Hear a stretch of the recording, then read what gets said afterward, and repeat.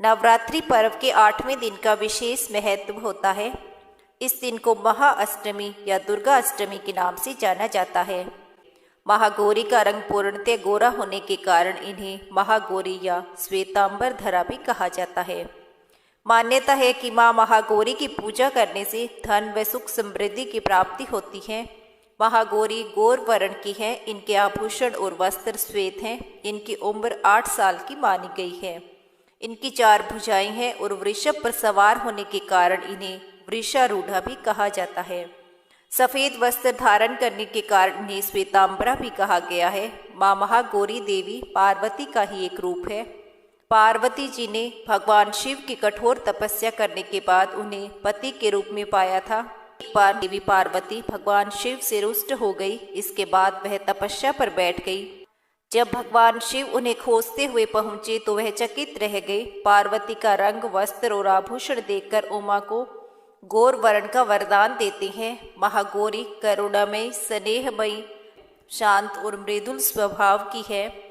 कहा जाता है कि एक बार भूखा शेर उन्हें निवाला बनाने के लिए व्याकुल हो गया, पर उनके तेज के कारण वह असहाय हो गया। इसके बाद देवी पार्वती ने उसे अपनी सवारी बना लिया। माँ के 8वें स्वरूप महागौरी की आराधना करने से सुख, समृद्धि और धन की प्राप्ति होती है। इस दिन सुबह जल्दी उठकर स्नान आदि से निवृत्त होकर पूजा स्थान पर गंगा जल डालकर उसकी शुद्धि करें। घर के मंदिर में दीप प्रज्वलित करें। माँ दुर्गा का गंगा जल से अभिषेक करें। माँ को अक्षत, सिंदूर, लाल पुष्प अर्पित करें। प्रसाद के रूप में फल और मिठाई चढ़ाएं। धूप और दीपक जलाकर दुर्गा चालीसा का पाठ करें और फिर माँ की आरती करें। माँ को भोग भी लगाएं और इस बात का ध्यान रखें कि भगवान को सिर्फ सात्विक चीज़ों का ही भोग लगाया जाता है। नवरात्रि पर्व पर दुर्गा अष्टमी के दिन कन्याओं की पूजा की जाती है, जिसे कंचक कहा जाता है। इस पूजन में 9 साल की कन्याओं की पूजा करने का विधान है। माना जाता है कि महागौरी की उम्र भी 8 साल की थी। कन्या पूजन से भक्त के पास कोई दुख नहीं आता और माँ अपने भक्तों पर प्रसन्न होकर मनवांछित फल देती है। आदि शक्ति देवी दुर्गा के 8वें स्वरूप की पूजा करने से सभी ग्रह और दोष दूर हो जाते हैं। महागौरी की आराधना से दाम्पत्य जीवन, व्यापार, धन और सुख समृद्धि में बढ़ोतरी होती है। जो भी भक्त महागौरी की सच्चे मन से आराधना व पूजा अर्चना करता है, उसकी सभी मुरादें पूरी हो जाती हैं। पूजा के दौरान देवी को अर्पित किया गया नारियल ब्राह्मण को देना चाहिए अथवा कन्याओं में बांट देना चाहिए। देवी पार्वती का जन्म राजा हिमालय के घर हुआ। 8 वर्ष की उम्र में ही उन्हें अपने पूर्व जन्म की घटनाओं का आभास हो गया था।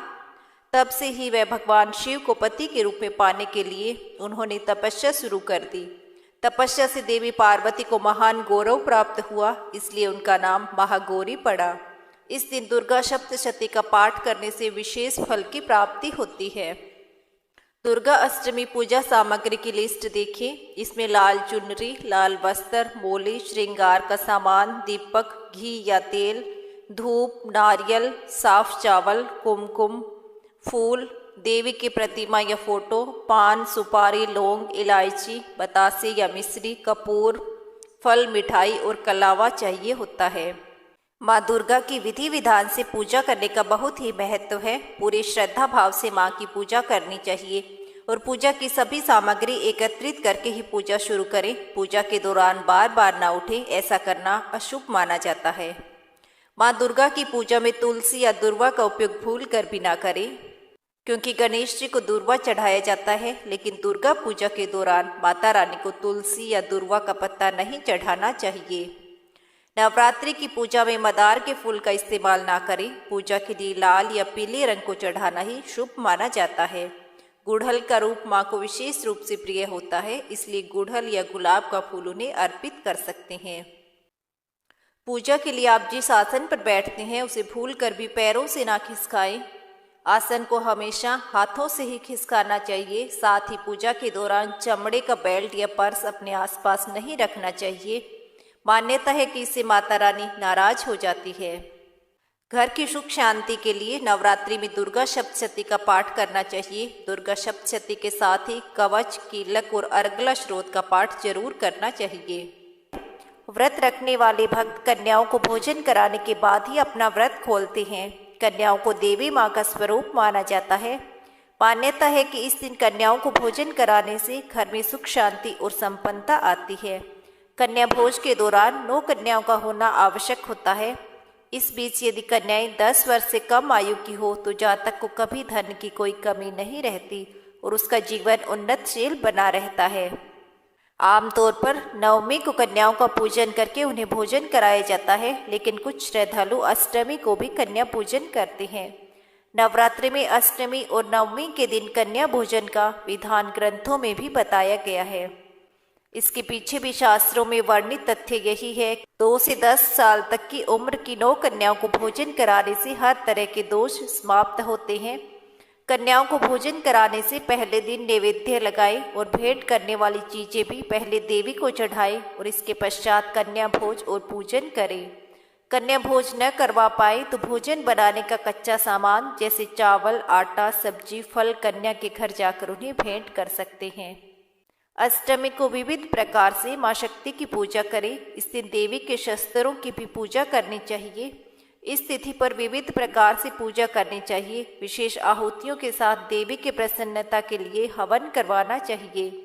इसके साथ ही 9 कन्याओं को देवी का स्वरूप मानते हुए भोजन कराना चाहिए। दुर्गा अष्टमी पर माँ दुर्गा को विशेष प्रसाद चढ़ाना चाहिए। पूजा के बाद रात्रि को जागरण करते हुए भजन, कीर्तन, नृत्य आदि उत्सव मनाने चाहिए। अगर शादी में देरी हो रही है तो 5 साल की कन्या को खाना खिलाकर श्रृंगार का सामान भेंट करें। पैसों की कमी है तो 4 साल की कन्या को खीर खिलाएं। इसके बाद पीले वस्त्र और दक्षिणा दें। 9 साल की 3 कन्याओं को भोजन सामग्री और कपड़े देने से शत्रु बाधा और काम में आ रही रुकावटें दूर होती है। 3 और 10 साल की कन्याओं को मिठाई देने से पारिवारिक क्लेश दूर होता है। बेरोजगारी से परेशान है तो 6 साल की कन्या को छाता और कपड़े भेंट करें। 5 से 10 साल की कन्याओं को भोजन सामग्री देकर दूध, पानी या फलों का रस भेंट करने से सभी तरह की समस्याओं का निवारण होता है। पौराणिक धर्म ग्रंथों और पुराणों के अनुसार नवरात्रि के अंतिम दिन कौमारी पूजन आवश्यक होता है, क्योंकि कन्या पूजन के बिना भक्त के नवरात्रि अधूरे माने जाते हैं। कन्या पूजन के लिए सप्तमी, अष्टमी और नवमी तिथि उपयुक्त मानी जाती है। कन्या भोज के लिए 10 वर्ष तक की कन्याएं उपयुक्त होती है। कन्या पूजन के दिन घर पर आई कन्याओं का सच्चे मन से स्वागत करना चाहिए। इससे देवी माँ प्रसन्न होती है। इसके बाद स्वच्छ जल से उनके पैरों को धोना चाहिए। इससे भक्तों के पाप नष्ट होते हैं और इसके बाद सभी 9 कन्याओं के पैर छूकर आशीर्वाद लेना चाहिए। इससे भक्त की तरक्की होती है। पैर धोने के बाद कन्याओं को साफ आसन पर बैठाना चाहिए। अब सारी कन्याओं के माथे पर कुमकुम का टीका लगाना चाहिए और कलावा बांधना चाहिए। कन्याओं को भोजन कराने से पहले अन्न का पहला हिस्सा देवी माँ को भेंट करें और फिर सारी कन्याओं को भोजन परोसें। वैसे तो माँ दुर्गा को हलवा, चना और पूरी का भोग लगाया जाता है। अगर आपका सामर्थ्य नहीं है तो आप इच्छानुसार कन्याओं को भोजन करा सकते हैं। भोजन समाप्त होने पर कन्याओं को अपने सामर्थ्य के अनुसार दक्षिणा अवश्य दें, क्योंकि दक्षिणा के बिना दान अधूरा माना जाता है।